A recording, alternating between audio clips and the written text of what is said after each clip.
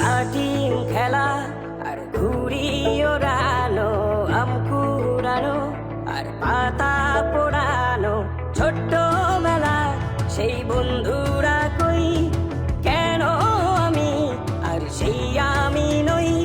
আজ অনেক বছর পরে খুঁজে ফিরি,